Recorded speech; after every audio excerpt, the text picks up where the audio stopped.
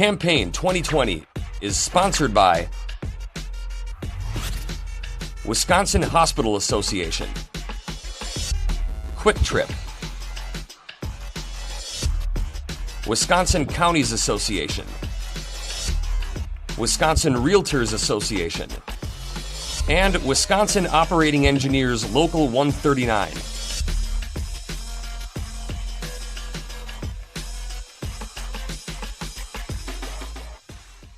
Jessica Katzenmeyer of West Allis is a Democratic candidate in the 15th Assembly District. Jessica, welcome to WisconsinEye. Welcome back. Thank you. I appreciate it. Thank you, WisconsinEye. Thank you, Steve, for having me on this afternoon. It's our pleasure. Just a kind of an overview question. What do you consider the biggest issue in your campaign, please? From when I talk to constituents on the phone, the biggest issue that I see in the campaign, and this has been the biggest issue since day one, is having a representative that actually listens to their constituents. I can't tell you how many times I've heard this over and over again, and this is even from Republicans too, that my opponent does not take the time to listen to what his people really want him to do in Madison. And if he does respond, he'll give like some type of robotic response or one of those automated responses, and people are frustrated. He's been in office for 4 terms now, and that's one of the changes I hope to bring to the table in this election. Also, of course, the policy issues. Healthcare is one of the number one policies number one issues I always hear as well too. What can we do to help lower the cost of healthcare? Can we bring Badger Care, expand it, maybe bring it to the whole state? Who knows what we could do, but maybe we can work small and work towards that bigger goal, as well as things like education, because many of our public schools have not been funded well enough and they're failing because of that. And we need to bring those public schools back up again to the levels of funding it has been before, as well as infrastructure. How many times do we go over a pothole as we're driving on our streets these days? So these are the top issues, I believe, that are in my district. Okay, well, you mentioned potholes. The governor wanted to raise the gas tax last year. It didn't go through. It hasn't been raised in, I guess, 10 or 12 years. Are you willing to raise a gas tax to fix those potholes that you just talked about? Yeah, I would be in favor of raising the gas tax because I believe, we're the ones using the streets and the highways and going across these bridges every single day. So we're the ones that are, causing the wear and tear on these roads. So I believe that we should pay for it through the gas taxes every time we fill up at the gas station, as well as people who come in from out of state too, because they use our roads too. It's not just Wisconsinites, but people from Illinois, Iowa, Minnesota, wherever they may be from. And that's why I think it's important to have a good plan like that in place so that we can take care of our roads, we can take care of our bridges, so we're not spending millions and millions of dollars on emergency repairs. Okay. It's like just like healthcare, preventative maintenance. You work a little bit, and you prevent the big cost down the line. Let me ask you a state budget question. Although a report came out this week saying tax collections were up in the year that ended June 30, everybody's worried about tax collections in the current year because of the pandemic. If we don't collect $1 billion or $1.5 billion in taxes this year, would you cut spending or would you raise taxes and fees, Jessica?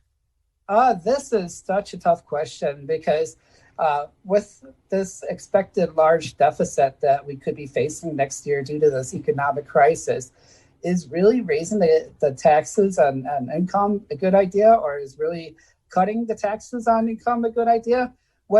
The way I look at it is, why don't we see where we're spending our money and prioritize that to things that people really need in this time of crisis to help the people in this state? That is the best approach I think we could take on this issue. So, for example, we're spending money on incarcerated persons and the prison system, $35,000 a year on average. You know what? If somebody hasn't committed a nonviolent crime, does that person need to be in jail? We could save that money and have it go to somewhere else where it's really needed. Another thing I look at is, we can legalize things like medicinal marijuana. This has been a very popular issue in this state. Over 80% of the people voted in favor of this in a referendum 2 years ago. So that tells me it's not a partisan issue. And if we legalize that, we could create a sales tax on it, say 15, 20% on every single sale in the state. And that will help decrease the deficit, or maybe we'll be running a surplus in a few years. Who knows? Well, and we see that. Could I just clarify that? You mentioned medical marijuana. Do you also want to legalize recreational marijuana and put a tax on it? It is not currently as a part of my plan, but it's definitely something that I would be interested in looking into. Oh, so, I see. Yeah. Okay. Yeah. Medicinal marijuana is part of my healthcare plan. I like to call it 4 pillars of healthcare. So I have it as one of my pillars of healthcare. So, okay. One of this healthcare debate is the governor's edict on masks. Wear a mask in an enclosed area. Senate Republicans would like to overturn and repeal that. Do you support the governor's mask edict? Yes, I do. I think that it's unfortunate that we have to have a mandate in place, whereas if people were actually doing all this stuff before, when COVID started, the CDC was telling us, okay, wear masks, social distance, try not to be out in large groups. But we've learned through this process that there isn't a lot of self-control. So that's why we have to have a mask mandate. We look at the science of this. We see that the statistics greatly decreases your chances of contracting COVID if you're wearing a mask and the other people in your party are wearing a mask as well too. Also, I think that it's important to listen to what the CDC is telling us. I think that's what a responsible legislator does. If you don't know something about the science, listen to the people who do, and then make a decision based on the information you know. The governor tried to get the legislature to act in a special session on his 9 bills on police reforms. Mm-hmm. Are you familiar with those 9 bills, and do you support them? Yes, I am. I have taken a look at them. I think that there are definitely some good common sense measures that we can bring forth in the legislature. I think it's very disappointing that the other day the legislature was called into session and adjourned within 30 seconds. And that just shows that the other side doesn't care about this issue or doesn't care to act on this issue, even though this is something that people want to happen in the state. And with the recent current events, starting with what happened in Minneapolis with George Floyd, and now most recently Jacob Blake, and with all these events and shootings that end up being videotaped and people see this, it has brought a call to action for change. And that's up to us as a legislative body to take action on that. So yes, I'm in full support of his package. And I think at the end of the day, everybody wants to know that they can safely walk the streets, safely come home to their families. And I think that this would help build our community stronger. The debate over who should draw the next congressional and legislative district lines. The Constitution says the party in power in the Capitol should. The governor wants a People's Maps Commission to draw it and then forward it to the legislature. Do you support the governor's plan?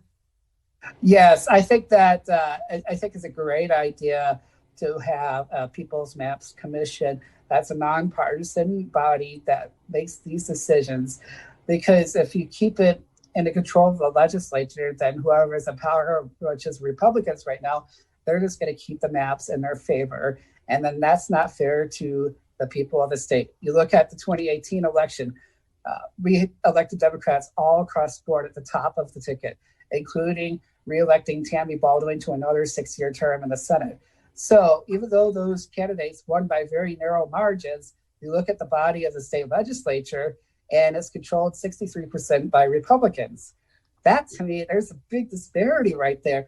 If these Democrats are barely getting elected, then you know what? The state legislature should reflect that and be a little bit more towards the center, like half and half, instead of having this very large gap here. Because this is one of the big issues in this election, is that Republicans are 3 seats away from flipping in order to have a supermajority. Now, if they gain that supermajority, then you might as well forget that the governor is governor right now, and he's not going to have that veto power. So I think that this is an issue that we need to stress here, and we need to come up with fair maps. And I think that that's the best option we have at this point. 2 questions on property taxes. Wisconsin is a high property tax state. Here's the first one. Local governments and school districts have been living with limits and caps on what they can levy in property taxes to control property taxes. If you're elected voting on the next state budget, would you vote to continue those caps and limits on property tax levies? I think that this is an issue that should be in the control of the local governments, and they know what their issues are at hand, and they should have the right to levy those property taxes, I think. And then they can create income that way for all the municipalities in a specific area or whatever, how that works. So that's kind of my thoughts looking into that. The second question on property taxes, should to reduce the reliance on property taxes, should local governments have more revenue options? The city of Milwaukee, for example, wants to enact a half-cent sales tax. Should local governments have more revenue options so they're not so reliant on property tax? Yes, absolutely. I think that's a good idea. I think, Milwaukee County right now has the wheel tax. So every time you register your vehicle, you're paying an extra, I think it's like $20 right now for that. And that's another way that they can increase their local budgets and that way increasing taxes, whether it's registering vehicles or through some other means in the city that they can do. I think that should be in the control of the local governments. Okay, you mentioned healthcare earlier. Let me ask this question. Sure. We've seen how hospitals, Wisconsin and certainly nationally, have treated COVID-19 patients. If you're in the legislature voting on the next state budget, should hospitals get should they be more of a priority than they might be in the current budget? I think it depends on where that money is going to. Okay. I think that we'll have to take a look at, see how they're spending that money. If it's definitely going to things like wages of the healthcare workers, then most definitely yes, because they're the ones that are on the front lines risking their lives every day, and we need to protect those workers. And I know people who are nurses, and I know how stressed out they are right now, working all these long extra hours and fearing whether or not that they're going to be able to come home healthy too, especially those working on the COVID floors. Also things like, more programs for the patients, stuff like that. I just think that's the best approach to this, is just look at how they're spending the money and make sure that that's a wise investment. If they're spending money on other things to, improve their construction facilities, maybe, we'll just have to look at it. Okay. And then State Senator Chris Kapping yesterday introduced a bill that said if you're a business or an organization that has followed the CDC protocols to protect your customers and employees, you should be exempt from lawsuits over COVID. Do you think we need that state law? I haven't looked a lot into this. This was just introduced. That's just it's a tough issue. I think that it's important for businesses to follow all the guidelines, to have those more stricter practices in place to make sure that their customers are protected as well as their employees, and to make sure that everybody is safe at the end of the day. I think that's what's most important. And if somebody does find something that's not safe within those working conditions, whether it's an employee or a customer, then maybe they should have a right to sue then if they need to fix their working conditions and the conditions inside a place of business. So, okay. If a school district or a local government is planning a major public works project, should they have to give a preference to Wisconsin businesses? Kind of the context here is the study said in 2015, out-of-state contractors for public works projects got contracts that total $72 million, but that more than doubled to $146 million by 2018. Should local governments have to give a preference to Wisconsin businesses? I think it's in our best interest to give a preference to Wisconsin businesses. It's in our state, and I think that part of taking care of our own is also supporting our businesses here. I'm a big supporter of the local businesses right here in West Allis, and that's who I like to give my money to, and whatever service it is. And I think the same concept applies here. So, it just at the end of the day, it just better helps our economy, I believe. Okay, thank you. Final question. Differences between you and the incumbent you're trying to unseat on November 3rd? Oh, yeah. I mean, I could go on about this. I was talking earlier about possibly looking into some prison reform stuff. And my opponent had recently introduced a tougher on crime legislation. I want to say as soon as, or it was like late February, I think it was. I'm trying to think of the date. And what he wants to do is send more people to prison, build more prisons in the state, which is going to cost more taxpayer money. And that's the key word right there, taxpayer money. With this deficit, I just don't think that that's a wise way to spend that money. It's not a good time for that right now, or maybe even at all. Another big difference between my opponent and I is, like I said, bringing representation back to the people where it belongs, being the representative that will actually listen to you, saying, hey, you know what, here's my cell phone number. Call me day or night. This is what our job is to do. You elect us into office. I'm supposed to represent you in Madison, not just follow what Robin Voss or Scott Fitzgerald is doing. I mean, and he's also the chair of the Assembly Committee on Health, and I believe that we could do better. He says he wants to make healthcare costs lower, but obviously looking at his record, he hasn't really done much at all to expand Badger Care. And that's a big part of my plan is I believe we can do better. I believe we can work harder on it. And I'm just passionate about wanting to help the people in my community and making my community stronger. And those are really the big differences I can see in my district. And I guess the final thing I was going to say is I bring a fresh set of new ideas to the table. I'm openly transgender, so I bring a different perspective to the table because I believe representation matters. And I'll listen to both Democrats and Republicans and everyone in between because that's what our job is. Thank you. Jessica Katzenmeyer of West Allis is a Democratic candidate in the 15th Assembly District. Jessica, thank you for talking to WisconsinEye. You're welcome. Thank you again for having me on. And everybody, please stay safe wherever you are and whatever you're doing. Thanks, Jessica. Mm-hmm.